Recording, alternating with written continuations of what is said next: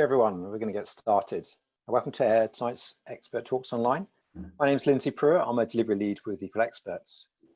This evening is our first Expert Talks Online in our summer series where we're covering quite a diverse range of topics. And tonight we're going to be exploring if blockchains are a dead parrot, which Andy will explain that reference a bit more in his talk, hopefully. We're really excited and really grateful for Andy Gray and James Morgan to be talking to us this evening. Andy and James are co-founders of BlockRocket, a Manchester-based blockchain consultancy and engineering company. They also run a popular community group, Blockchain Manchester. After Andy's talk, we're going to run a Fishbowl discussion where Andy and James will be the initial panelists. If you've got any questions about blockchain or any questions that come up during the talk, please feel free to start adding them now using the Q&A function in Zoom. We'll be working through the questions, starting with the top voted ones first. So as you're adding questions or wanting different questions to be asked, please keep an eye on the Q&A panel and vote for the questions you'd like to see covered. We'll also be very happy for people from the audience to join the panel if they'd like to help cover questions. If you'd like to become part of the panel during the Q&A function segment, then please use the Zoom raise hand function and Steve will add you to the panel. Great, okay, I'll hand over to Andy now. Over to you, Andy. Hi, hello, thanks a lot for the introduction. Just to reiterate, I'll be talking about blockchain technology this evening. The reference in the title to a dead parrot is from a famous comedy sketch, and really by Monty Python, and I'd go and watch it, I think it's available on YouTube. What really I'm alluding to is that are blockchains still a thing? Are they still alive? I know everyone's probably heard the term, probably been bored of the term, but really what I'm trying to discuss is where we're at with blockchains. You know, have they died and gone away, or are they still alive?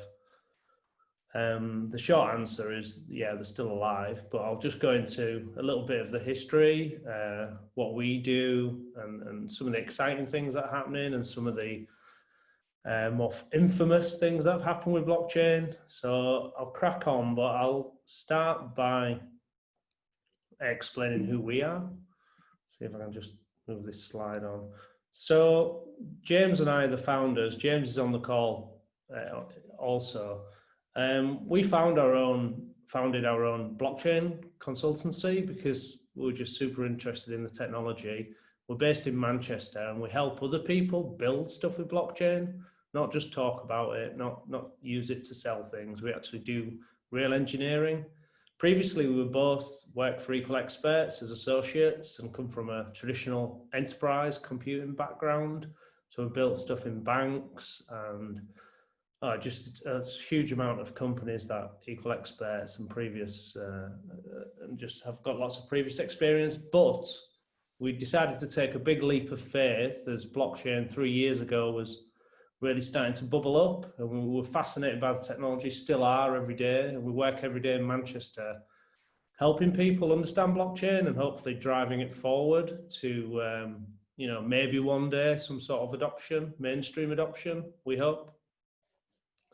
And I'll talk about a few of the projects we've been involved with, because some of them, as we'll go through the slides, because some of them have been quite interesting. But our story sort of started while we're working on a project for the Co-op, which is a large company in the UK. And we went to a pub, as we normally do here, and started talking about how we could build a blockchain project. There was a lot of hype at this moment and a talk about it, but we really wanted to explore if it was possible. So we actually built a digital art marketplace called Known Origin, and now we 2 years later, every day sell digital art, and I've got a lot of crypto artists, which is a whole different field, who are tokenizing art. So really, we started off as an interest, and then we formed a community group to see if there's anyone else interested in this field of technology called Blockchain Manchester. And now that's got 800 people in across the northwest of the UK, north of the UK, really. So really, our passion was born out of community and just building stuff, and then we've managed to turn that into a business which is reasonably successful, thankfully. So, all right, wrong slide. So I've sort of gone over that. And we've got a website and Twitter and the usual socials. This is a picture of James and I and another one of our collaborators, Ollie, in Berlin. There's a blockchain week and we all had a lot of fun, but we also learned a lot of stuff as well. So I sort of start with some of the, where it all began. And a lot of stuff around blockchain all comes back to this mysterious character called Satoshi Nakamoto, who actually formed in a mysterious dark entity that built what probably everyone's heard of, Bitcoin. In 2008, they started writing white papers and developing ideas of creating a peer-to-peer money transfer system. And then in 2009, that actually was launched and people started using Bitcoin. But I think a lot of the fascination with blockchains, cryptocurrency and such is all built around this sort of mysterious figure of Satoshi Nakamoto and the story of still nobody really knows who he is. It's a big whodunit. Was it a group? Was it in the UK? The chap in the photograph is actually called Dorian Nakamoto, and he was sort of some sort of journalist tried to finger this chap because he accidentally had the same name as the supposed creator of Bitcoin, the creator of Bitcoin, and he got accused of being Nakamoto. And there's also about 10, 12 people often come up, including people who pretend to be Satoshi. There's a chap called Craig Wright. And there's also people even will tell you it's Elon Musk and all sorts of characters. But what I think that's some of the fascination around blockchain for me and other people, it involves money and there's a lot of mystery and hype around it. This next slide sort of shows the first genesis block of the blockchain that became Bitcoin. Bitcoin isn't blockchain. We have to, often people confuse that. Bitcoin is a type of blockchain. It's its own blockchain. It runs on a blockchain, but there's also other blockchains. But Bitcoin, really, the fascinating thing was born out of sort of libertarian sort of belief of bringing down the current centralized banking system. And you can see in the bit of code that was the Genesis block, there's a reference to the Times of London on the 3rd of January 2009, talking about how the Chancellor was on the brink of a bailout and there was all this credit bubble. So that was some of the stuff that fascinated us. And I think has fascinated people about blockchains is this new type of free electric money. Is it going to bring down governments?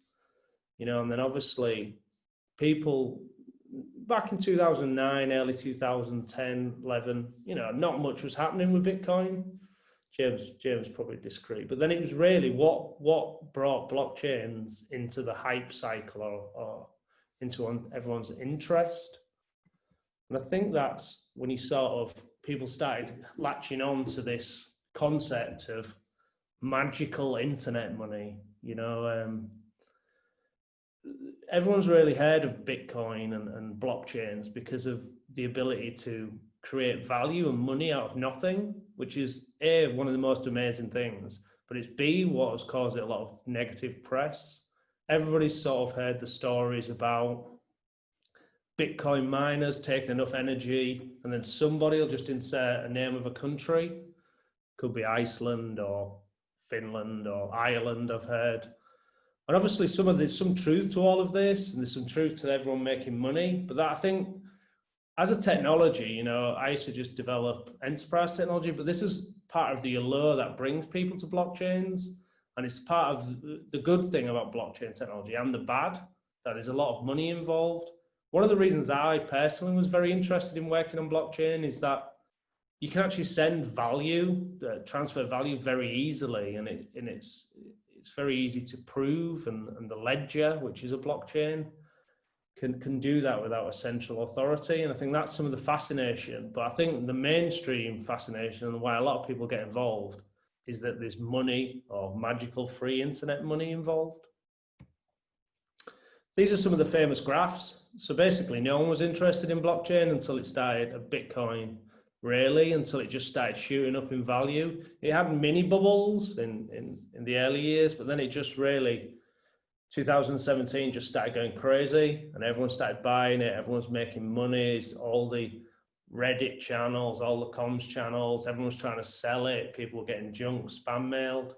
But that also was a good time for the tech, well, a good and a bad time, because it got ridiculously overhyped on this hype cycle, but it also brought a lot of attention to the technology. And that's where people like James and I were able to form a company, because people now are interested in it and trying to use it for innovation and trying to do new things with it. But it also brought a lot of problem, because everyone always wanted to talk about the bubble, how high it was going to be. A lot of people who were getting into the scene for the wrong reasons were all about the pure speculation. So I have very mixed feelings about some of the stuff that happened with blockchain at first, because it was great that all the attention came to it, and it's probably why we started as a company. But it's also bad because it detracted a little bit from the core technology. And what really sort of made blockchain technology, Bitcoin, and another blockchain called Ethereum go crazy was when the trend called token sales really took off. And these could be wrapped up in a couple of names. One name was like crowd sale or token sale. One name was ICO, which was initial coin offering. And the other name was eventually became IEOs, which was initial enterprise offering. For example, these were really fascinating time because the technology allowed people to tokenize things. On the slide, one of the tokens there is actually the banana coin, which I'm sure a lot of you on the call may own. And the other one is a coin called Dogecoin. And this is a token that was created on a blockchain as a joke. At one point, the total market cap of that token was 2 billion. But so this is how crazy things got. There was a lot of money. Some of these token sales, which essentially means you in code create your own token and sell it to people or give it away, they were raising billions of dollars. EOS was one of the biggest ICOs, which was a fund, which was a token that raised 4.2 billion. It's gone down 60% since its initial sale. And there's others, and the majority of them all dropped because it's very easy to raise money, but it's very hard to create value in these tokens. But again, personally, as a company, we helped a couple of ICOs that ultimately failed, but the concept of tokenizing things is still something that we're very passionate about and believe in. But the reasons why people do it and why and what you use tokenization for can be very questionable. And unfortunately, for a few projects and a few people, blockchain technology and raising crazy amounts of money is great, but obviously there's a real world implication, and the legals and securities law and things like that are really started to clamp down on this, because people aren't really happy when people just create a huge amount of tokens, sell them for billions of pounds, and then there's no real legal structures behind them. So again, that was another fascinating time in blockchains that really brought it to the fore. But it's had some massive repercussions, but it was a crazy time, and the amounts of money that was flying around was crazy, and it brought that attention to the technology. And also, if you speak to anybody about blockchain, they'll often mention the hacks and the bugs and the Ponzi schemes. And there's also a new proposal called Libra, where Facebook are actually trying to build a blockchain, and they've got some of the biggest companies in the world. And these have like massive implications on blockchain. And a lot of them are often negative. No one likes to lose $7 million worth of value from a coding bug. But also, some of these are proving out the blockchains. They're not killing it.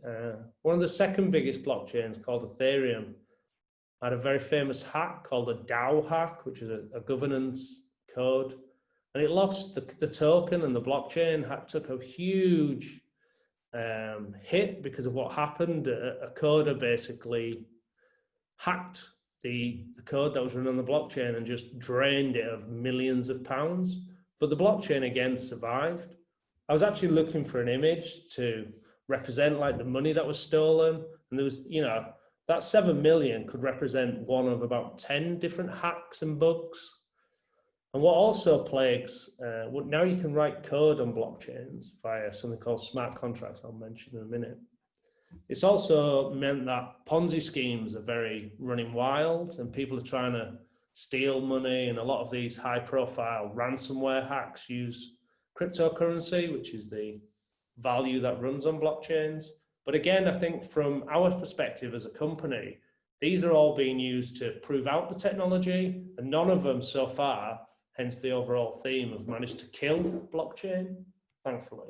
And I think it's worth noting that, you know, we're talking about public blockchains and cryptocurrency here, but, you know, hacks and malicious activities happen all the time in the world, in the sort of traditional world and traditional model. You just don't know about it and you just don't see about it.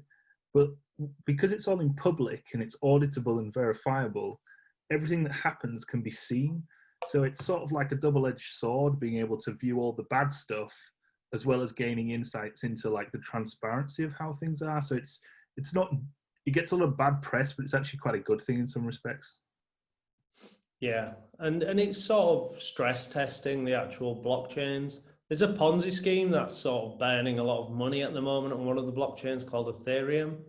I just took this earlier before the slide. It's got $90 million in it, and it's using 10% really of the fees every day, and it's sort of clogging up the network a little bit. And just in transaction fees, people have paid over nearly $3.5 million. So these are real things that are happening. They're not really flash in the pan, but they're really interesting. But it really brings out that this is nascent technology. A lot of people don't know how these things are going to end, but that's, for us, is the fascinating part. But it also is the part that shows it's still really in its infancy. And also, you know, the whole point of these things is to provide a permissionless, trustless system for people to write applications on. If someone had the authority to stop the Ponzi scheme, it wouldn't really be a public, trustless blockchain. You know, the whole point is there is no single authority that you can turn off that contract or stop that party from misbehaving. So it's, again, it's you win some, you lose some sort of thing. For me, I really knew that blockchains were going crazy and everyone was talking about them when some sort of high-profile celebrities started to get involved. There was the infamous Kanye West tweet when he tweeted decentralize, because obviously these are decentralized technologies. And Acorn released the Acorn coin, which is a huge coin in Africa, which I think is actually doing okay. Well, I think he's being done from the Securities and Exchange Commission for it, but I might be wrong. Yeah, which is always a problem. And obviously Shatner, who's a bit of a techie, is often dipping into the blockchain technologies. So this is always a good social indicator of when things are getting really popular. Not so many Kanye tweets recently when all the hype's died down, but what I'll get onto is the technology is still being used and progressing a lot. And the number one factor I use is if cryptocurrency is getting hype is if I have friends that I've not seen for 20 years and my mother texting me asking me if I should buy Bitcoin, which she recently has. So I'd imagine we're entering into another hype cycle soon. Yeah, and you know, we don't give any financial advice because we've no idea either, even though we're working every day. But from our point of view, we believe in the technology, but that doesn't always reflect in the value of the underlying tokens. So come on, let's get to it. Why are people still using blockchains? The point I wanted to make a little bit with this presentation is that no one's managed to kill it yet. Bitcoin's been running 11, 12 years, Ethereum probably about 5, I'm making that number off the top of my head, which is 2 of the biggest ones. They've had their ups and downs, the hacks, but they're still going. There's still valid use cases and there's valid reasons to be using the blockchains. Trustlessness is a funny word, but it's what's used, and James has just alluded to it. It's a good thing. Blockchain technology is it's anti-fragile. It runs in a mesh network. It's peer-to-peer. There's no central authority. There's no one in the middle who can turn it off. So it means you don't have to trust everyone. Blockchains, as a general rule, form consensus using mathematical algorithms. They use cryptography. So it's very easy to do everyday business without having to trust everyone, but know that the result and the facts held on a ledger, which they are, is correct. And for some use cases, that's always going to be a good thing. And for us personally, having these open technologies is a real mindset change. So the great thing about blockchains is that anyone can go and look at the transactions, check them out, they're immutable, state can generally only be changed going forward. So it's great because when we perform business on a blockchain that we do every day and build apps, people can go and see what's going on. We're playing in this a new open environment that allows people to do business in a different way.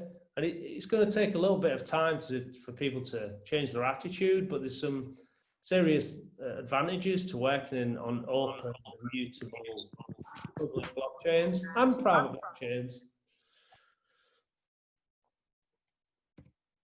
So one of the key things that has really accelerated blockchain technology is the ability to write code on blockchains. So we write a lot of code, and there's particular programming languages that allow you to do that on different blockchains. But the beauty of this, it's easy to then write logic that can be self-executing and trustless and unstoppable, and you can transfer value within cryptocurrency or make up your own tokens very easily. And then it becomes very easy to execute things and create different systems. And I think that the power of being able to do that, it can't be underestimated. For example, a common example is if you needed to escrow some money to do a house deal, it's very easy to write a smart contract where both sides of the people can put the deposits into a smart contract. When everyone's happy in the deal, it releases the funds, but the code will actually execute it rather than having to get a third party, which could be a solicitor in the real world who you may not trust or may go bankrupt in the meantime. So it's giving new business cases to actually use code and actually execute code in a new way. So one of the buzzwords around blockchain that's really getting everybody excited and the use cases is called decentralized finance, or DeFi for short. So what this is trying to do is that create an open financial system for everyone to use, and some of it is reproducing what you've already got in a traditional finance system. But one of the main advantages of DeFi on blockchains is that everything should be a lot more trustless, and it's a lot cheaper to do business. And what you're finding in DeFi, which is different to traditional finance, is people are using different pieces of systems or smart contracts on blockchains, more like what they call money Legos. So someone may create there's a particular platform called Compound that you can use to take loans out and earn interest and stuff like that. And you can combine that with another system where you might want to do some other part of finance. Maybe you might want to use some of your cryptocurrency as a loan, but then use that part of that loan to actually do something else financial. And people are then able to take huge loans out for 15 seconds at the time of one execution of the blockchain and actually do different new innovative things. And it's really, the value in DeFi is absolutely shooting up. There's currently, like on this slide, $3.2 billion locked up. And these are all in different types of tokens and stable coins, which are cryptocurrencies that are pegged to a currency. Commonly the US dollar are being used so people can do everyday financial business, but on a blockchain in a lot more efficient way, and not having to have a central clearinghouse or trust a bank to hold it. But obviously, a lot of this comes with its own risk, because one of the common things touted around blockchain is be your own bank. But one of the problems, obviously, when you're doing being your own bank is that you have to look after your own keys and your own security. And that's one of the biggest challenges around DeFi is that, you know, if you lose your key and you've got, you know, whether it's $10 or $10,000 or $1 million, there's no one you can ring up or go and see to like revert that transaction or reset your password. Is there anything else, James, you want to? I know you might want to mention yield farming, James, but yeah. So what Andy's talking about in DeFi is, he said it's typically like an open finance sort of take, but it allows you to use your money in a more efficient and more interesting way. So at the moment, you have money in a bank, you can put it in derivatives, you can put it in all these other financial products. Typically high fees, slow turnaround. You know, you have to go to your broker. You've got a 7-day turnaround to make an alteration to it. But because you own the money itself, the crypto, the stable coins, the whatever, you can sort of dip in and out of particular products to provide liquidity that you get rewarded for. You can trade synthetic assets, like synthetic versions of gold and oil that are then tracking like its physical value. It just gives you more options and more control, really, is the main key, I think. yeah. So the other thing that's really driving early adoption is gaming and NFTs. NFT is a funny term. It really referencing a digital asset. They're able to it actually means non-fungible tokens. The non-fungible token's a token where there's only ever one, a bit like a degree certificate or a driving license. And obviously the UX and challenge of getting people onto blockchains and using it is really tricky. But the tech savvy people in gaming have really adopted this. And if you think about a lot of computer games, they often have in-game assets like Fortnite and FIFA and stuff. But there's no real true value. You know, people accrue these great teams and play the games and have guns and knives and stuff, but they can't really sell them or do anything with them or take them to other games. So we've been heavily involved in non-fungible token development and built obviously an art marketplace. We've sold toys that are represented on the blockchain with like scanners in the feet. You know, that's called crypto kaijus. And this is an area that's really, you know, going crazy. I mean, people are buying game tokens or game assets for quite a lot of money and trading them. So we're fascinated by this scene because I think it's a precursor to what could be done when, you know, more different industries and verticals come on board, particularly the financial side. But in-game items often sell for, you know, the F1 Delta game sold the first car for $120,000.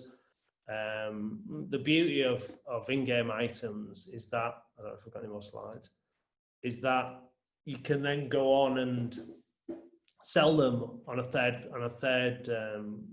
a different marketplace, an open marketplace. So every asset is on a blockchain, but because it's on a blockchain, you can then go and sell it through like there's a site called OpenSea and there's others which are like a third-party marketplace. So there's a lot of people using these, earning game in assets, using them in games, but then going on and selling them and being able to accrue value and retain value, and there's a certain appreciation around them. And now that you've got these in-game assets that can be used anywhere, we've started to see the growth of metaverses, virtual reality, augmented reality.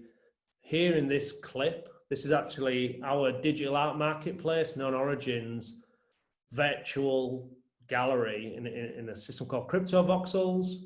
And you can see all the art that's on the walls. This is all stuff that people can buy.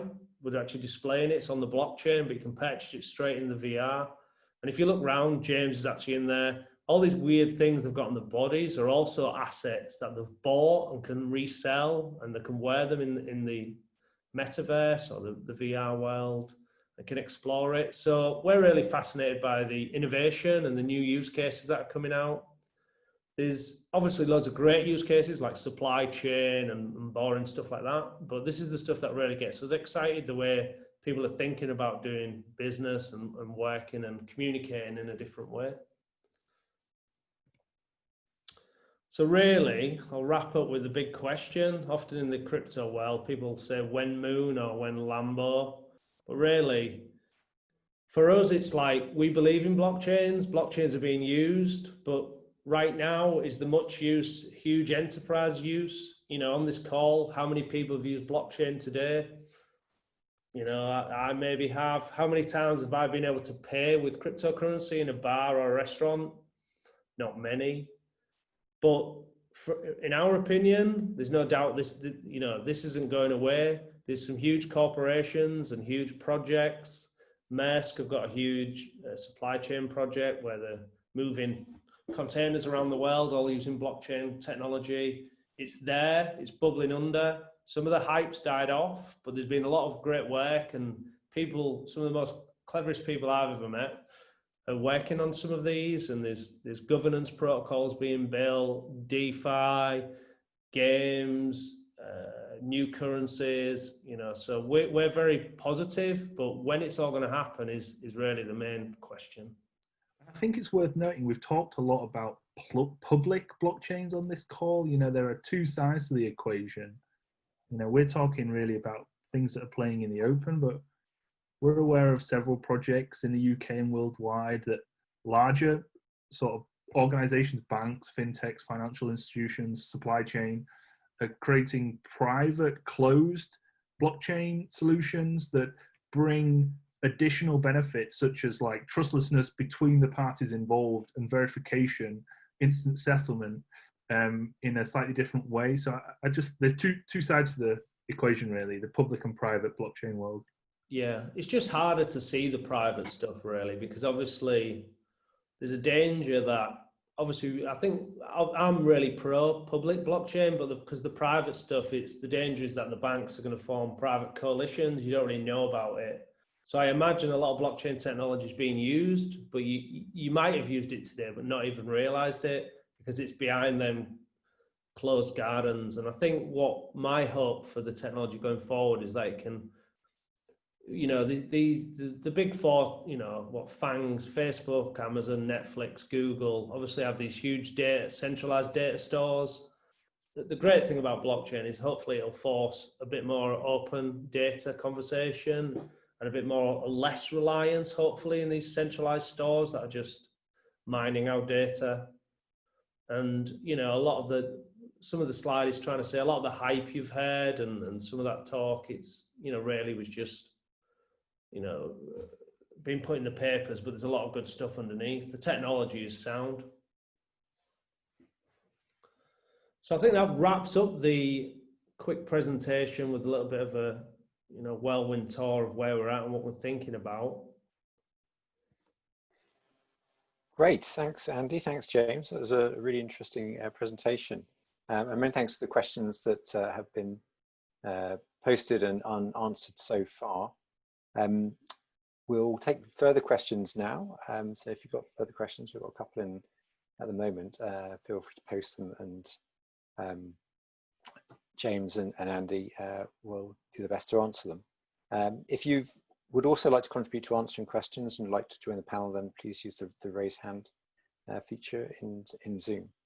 So someone's asked a question here about what we've learned from the Bitcoin experiment, you know, and I do think it is a bit of an experiment.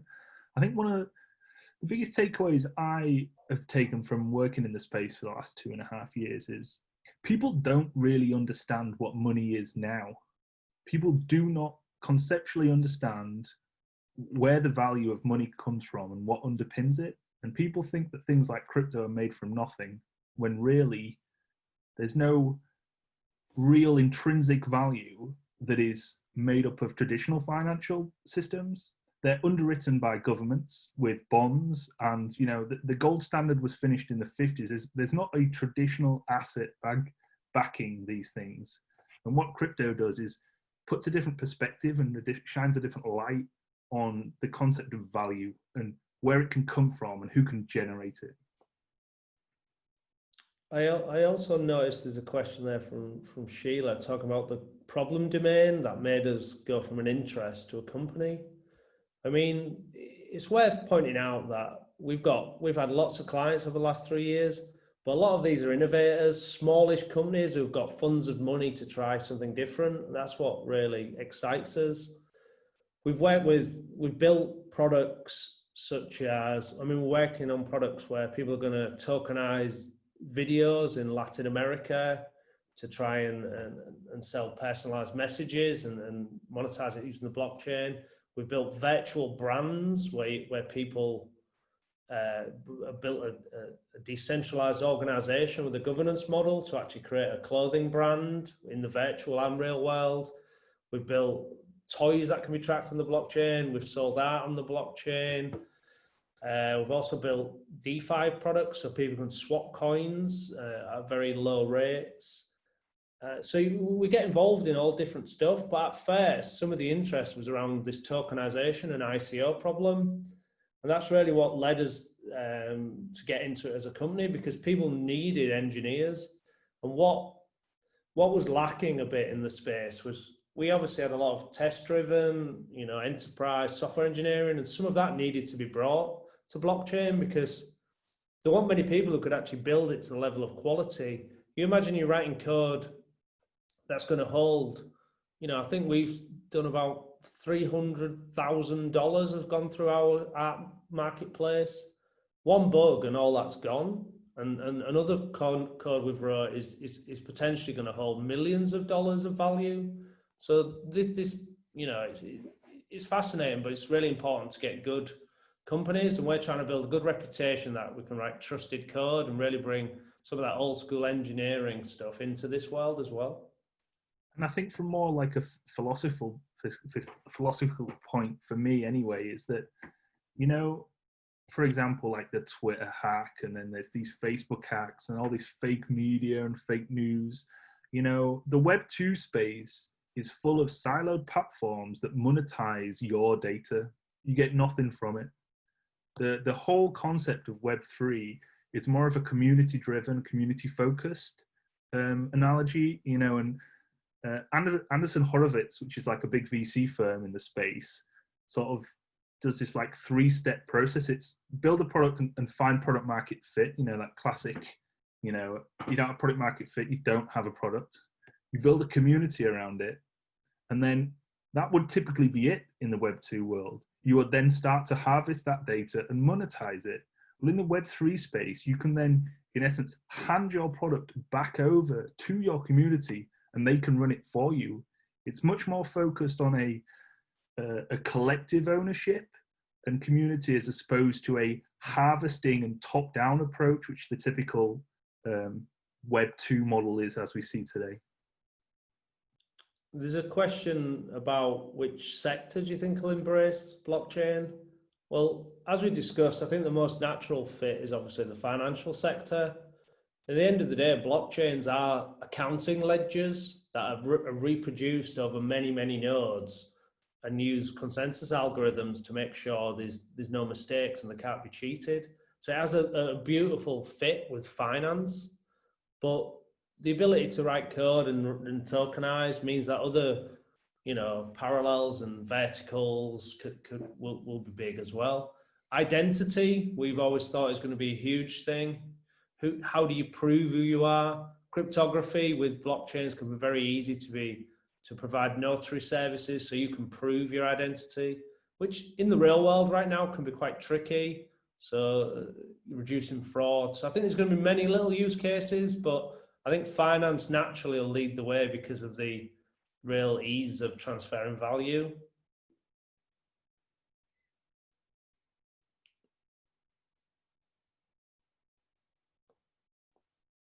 I had a quick question I'd like to bust before we move on to the one Lisa's just posted. You mentioned earlier about one of the things that led you to set up your company was you saw the need for a disciplined engineering approach to blockchain in terms of making sure it is well tested and those kind of things. With other technologies like serverless, we've seen that some engineering approaches have had to be adapted because those technology pose specific problems to doing things like unit testing, for instance. I'm just curious, what kind of really hard things have you found about blockchain that you didn't find when working on regular software? You want to take this, Andy, or do you want me to? Yeah, I'll answer it a little bit, then you can. I mean, the finality of blockchain is can be absolutely brutal. So, you deploy code. You can't just roll out a little bug fix 10 minutes later. So you really have to be even like 10 lines of code could take quite a long time to be fully tested. And James, I think in a minute can tell you about the sort of attack vectors and things you need to think about. So there's just a new suite of actual things you need to be aware of when you're developing smart contracts. I mean, it's crazy. I mean, there's some very clever people because there's some honeypots out there of value, and there's some crazy things that can happen. Yeah, I was going to mention the sort of game theoretical attack analysis side. I read a paper today from an incident that happened in March where somebody managed to basically get like $8 million. And it wasn't just simply a bug in a code. It was a coordinated attack where the guy had like lots of bots that was clogging up the network, which meant that something couldn't be finalized. And then in this same particular time span, which was only a few minutes, he then managed to like force a transaction through that then triggered a particular outcome that would then allow them to drain money. So it's definitely a different mindset when you're doing smart contract programming. But it's quite interesting that you mentioned serverless. The number one, like the stack in the crypto and blockchain space is still a serverless stack using traditional infrastructure. It just happens to be that usually at the core kernel of these products are a suite of smart contracts. Then you layer on top of it traditional infrastructure, traditional databases, serverless. It's all HTTP. We use a lot of GraphQL data structures, and there's a lot of there's also like a decentralized serverless movement at the moment, which is allowing networks of peers, in essence, executing your serverless code with incentivization built on top of it. So think of it as like an AWS network where you pay per call, but you don't really know who's executing it, and that you can always prove that the call was successfully run through some cryptography and things like that. So there's quite interesting infrastructure things coming out the back of it. But it 2 years ago and now is massively different, and I think in 2 years it'll be massively different again. It's such an evolving beast as this thing grows and changes.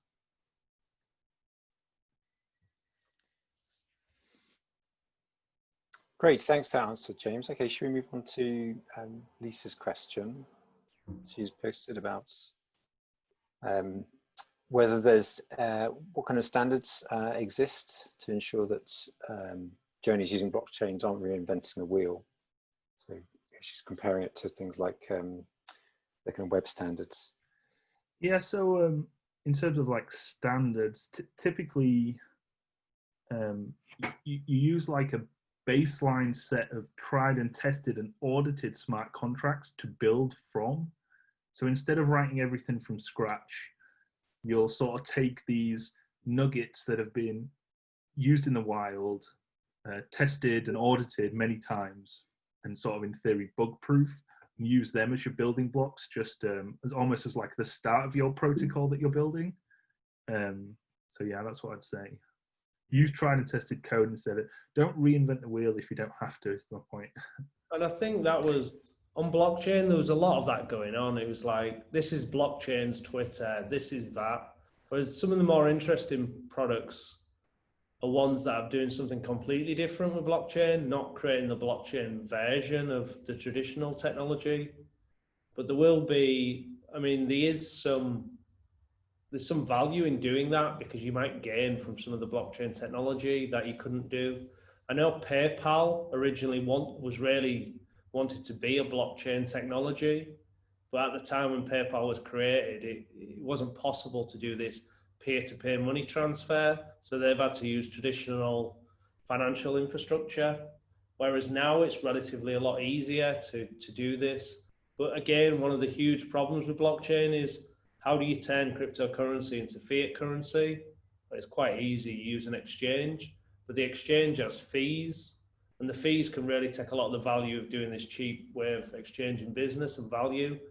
And we've had projects which have struggled to get over the line due to really some of the numbers around just the cost of doing business because of changing into the real world money. Because in the end of the day, if you've got a blockchain business, James and I, we deal with cryptocurrency and when we're selling art, if you've got to pay the rent or pay Google, who hosts some of our infrastructure, not the blockchain bit, we've got to pay them in dollars or pounds. And there's just problems that still exist a little bit. And one of the questions that have been asked about what are the disadvantages of using it, that it's definitely not all plain sailing. UX can be a problem. Some UX challenges, especially for like the retail world. Who wants to write down a 12-word seed, or a long public key? That is a problem. And you've also got things like scalability at a decent scale, or a decent throughput can be a problem. But these are all things that 2 years ago were sort of theoretical and unsolved, and today are solvable with various new technologies. Things like zero knowledge proofs and roll-ups allow thousands of transactions a second again against the public blockchain still. So that there are definitely problems that exist, and the biggest sort of non-just value transfer chain that exists is Ethereum, and it's only 5 or 6 years old. If you imagine the internet at 5 or 6 years old, it's we're not far off that sort of I'm on dial-up, I've got blinking banners and HTML text. We're not quite at that level, but there's quite a lot of things that need to develop for it to really be as cool as it could be.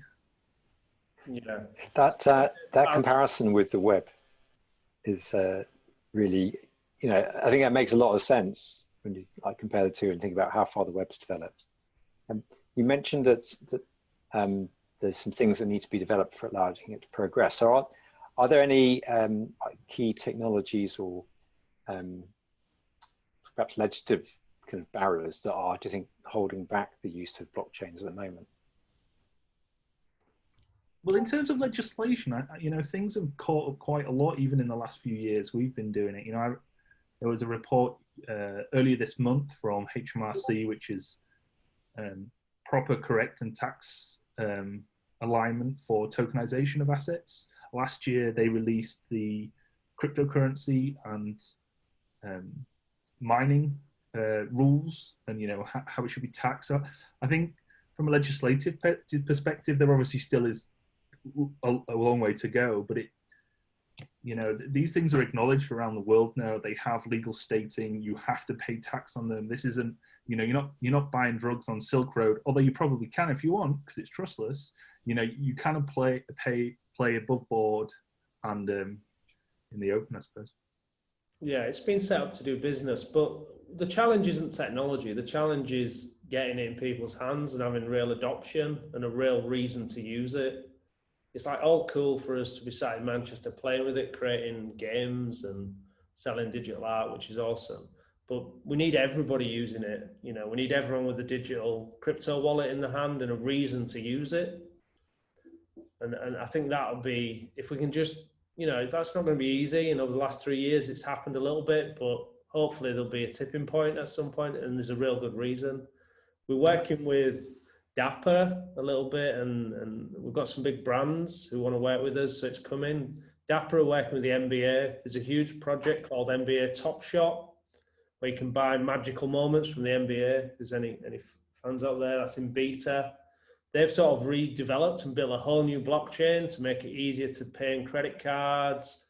Has a real feel like you just recognize from using a regular website. There's no like clunky sort of bits where you have to log on using private keys and do anything crazy. So there's some real great projects, and there's real brands getting behind them now, and names that you'd recognize. Great, thank you. it reminds me of back, I think 1999, and I was chatting to someone about using the internet, and they couldn't quite work out what I was talking about because they thought the internet was something that only a very, very small group of people, mostly in America, who didn't have much time on there or much to do with their time, would find a use for. And yeah, look where we are now, like over 20 years later. So yeah, I hope we see some of the good things happen with. Yeah, and I think it's blockchain. becoming more prevalent. There's like secure chips in most phones these days. Some of the HTC phones and the One phones are being released with native crypto wallets internally to them. I'm not as convinced that there's going to be this tipping point like Andy. I just think it's going to be this gradual like degradation, and people start using it more, mainly because it makes more sense. There's more trusting it. It's not just about money go up and a hype cycle. It's about utilization, the benefits of having it, some sort of community ownership and engagement, that sort of stuff. Yeah, and I think Reddit and some channels like Reddit, some of their subreddits, you can get awarded tokens, and you're starting to use blockchains. So people are trying. Some of the bigger boys. Great, thank you very much. We don't have any more questions posted, so I think we'll wrap up there 5 minutes early tonight. Thank you ever so much, Andy and James, for all you've shared with us on blockchain. And many thanks to people in the audience that have both posted questions and those that have just absorbed all the really useful information that's been shared. I've certainly found it really useful learning more about blockchain, and I hope you all have too. Next week, we're going to continue our summer series, and we're going to move on to application security testing. We'll be having Roman Yankin from Contrast Security joining us to explore the differences between dynamic, static, and interactive application security testing. And don't forget, if you want to watch this again or share tonight's talk, there'll be a video posted on our site in the next few days. So thanks again to Andy and James, and wish you all a good evening or morning or wherever you are in the world. Thanks very much, folks. Bye.